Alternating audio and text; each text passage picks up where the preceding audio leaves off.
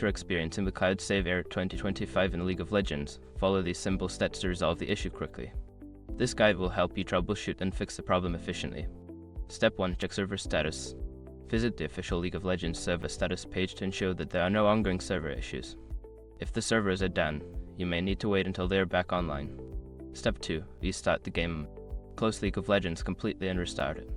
Sometimes, simply restarting the game can resolve temporary glitches that cause the Cloud Save error. Step 3. Update the game. Ensure that your League of Legends client is fully updated.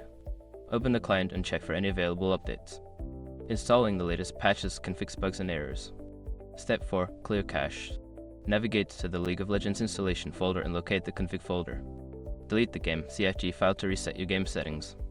This can help eliminate any corrupted files causing the error. Step 5. Reinstall the game. If the error persists, consider uninstalling and then reinstalling League of Legends. This will ensure that you have a fresh installation without any corrupted files. By following these steps, you should be able to resolve the Cloud Save Error 2025 and get back to playing League of Legends smoothly. If the problem continues, consider reaching out to Riot Games support for further assistance.